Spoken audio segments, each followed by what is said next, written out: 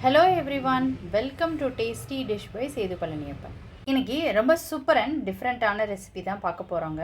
சக்கரவள்ளி கிழங்கு வச்சு இடியாப்பம் எப்படி செய்யலான்றதை பார்க்கலாம். இந்த ரெசிபி செய்கிறதுக்கு சக்கரவள்ளி கிழங்கு எடுத்து வச்சுருக்குறேங்க. மண்ணெல்லாம் சுத்தமாக போகிற மாதிரி சக்கரவள்ளி கிழங்கை கழுவி எடுத்துக்கிட்டாச்சு. ஸ்டீம் பண்ணுறதுக்காக கட் பண்ணிங்கன்னா கையோட ஆவியில் வச்சு வேக வச்சிடணுங்க. ஏன்னா சக்கரவள்ளி கிழங்கு கொஞ்சம் நேரம் ஆச்சுன்னா கருத்து போயிடும். இப்போ ஒரு பாத்திரத்தில் தண்ணி வச்சுருக்குறேங்க. தண்ணி சூடாயிடுச்சு. இப்போ ஒரு பிளேட் போட்டு ஆவியில் வேக வச்சுக்கலாம். கிழங்கு நல்லா வெந்துருச்சுங்க. 7 to 10 minutes உங்களோட கிழங்கை பொறுத்து வேக வச்சுக்கோங்க. இப்போ இதை எடுத்து ஆற வச்சுக்கலாம். சக்கரவள்ளி கிழங்கு தோல் நீக்கிட்டு எடுத்து வச்சுருக்குறேங்க. நீங்கள் கையால் மசிச்சு விடுறதுனா மசிச்சு விடலாம், மத்தால் மசிச்சு விடலாம். இல்லாட்டினா சின்ன மிக்சி ஜாரில் சேர்த்துக்கிட்டு நல்லா பேஸ்ட்டாக அரைச்சி எடுத்துக்கோங்க. ஸ்வீட் பொட்டேட்டோ வேக வச்சு தோல் நீக்கிட்டு மசிச்சு ரெடி பண்ணி வச்சுருக்குறேங்க. அரிசி மாவு வறுத்த அரிசி மாவு 2 டம்ளர் அரிசி மாவு எடுத்து வச்சுருக்கிறேன். ஸ்வீட் பொட்டேட்டோ அளவை விட அரிசி மாவு கொஞ்சம் கூட இருந்தால் இடியாப்பம் செய்கிறதுக்கு சரியாக இருக்குங்க.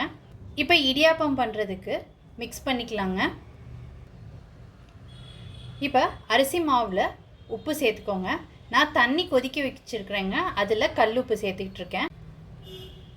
எடுத்து வச்சுருக்கிற அரிசி மாவோட வேக வச்ச சக்கரவள்ளி கிழங்கை சேர்த்து மிக்ஸ் பண்ணிக்கலாங்க.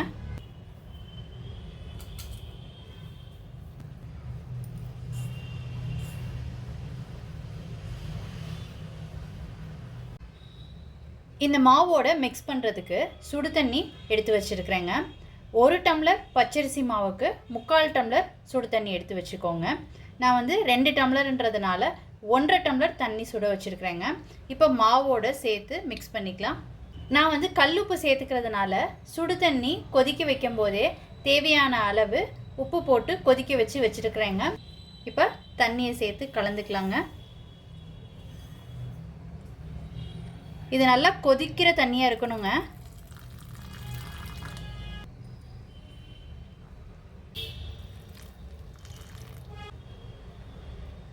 தண்ணி கொதிக்கிற தண்ணியாக இருக்கிறதுனால கை போட்டு மிக்ஸ் பண்ண முடியாதுங்க.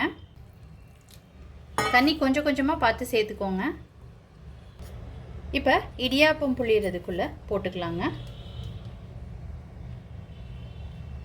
இடியாப்பம் கட்டையை க்ளோஸ் பண்ணிக்கலாங்க. இப்போ மற்றதெல்லாம் காஞ்சி போயிடாமல் இருக்கிறதுக்கு ஒரு பவுலில் போட்டு மூடி வச்சுக்கலாங்க. இப்போ இதை புழிஞ்சிக்கலாம். இப்போ இந்த இட்லி ட்ரேயில் கொஞ்சம் எண்ணெய் தடவிக்கிட்டு இருக்கேங்க. இப்போ புழிஞ்சிக்கலாம் இடியாப்பமாக.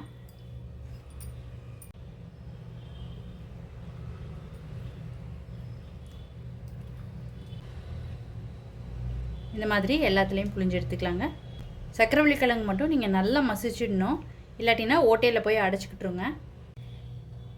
இந்த மாதிரி புழிஞ்சதுக்கப்புறம் இதில் கொஞ்சம் தேங்காய், எல்லாத்துலேயும் தேங்காய் வச்சுக்கலாங்க. இப்போ ஸ்டீம் பண்ணி எடுத்துக்கலாங்க.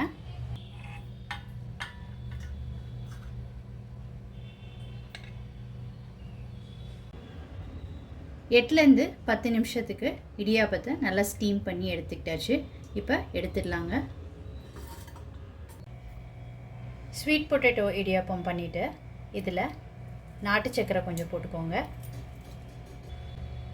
தேங்காய் பால் எடுத்து அதில் ஏலக்காய் தூள்லாம் போட்டிருக்கேங்க. இதை இதில் ஆட் பண்ணிக்கலாம்.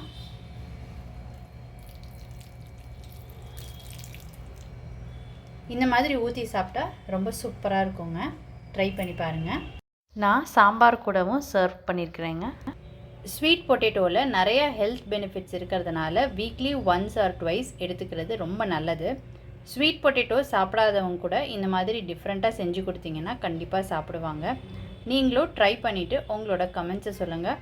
உங்களுக்கு இந்த ரெசிபி பிடிச்சிருந்துச்சுன்னா லைக் அண்ட் ஷேர் பண்ணுங்கள். உங்கள் ஃபேமிலி அண்ட் ஃப்ரெண்ட்ஸ்க்கு tasty dish by Sethu Palaniappan சேனலை சப்ஸ்கிரைப் பண்ணுங்கள். நோட்டிஃபிகேஷன் பெல்லை கிளிக் பண்ணுங்கள் for more videos. Thanks for வாட்சிங்.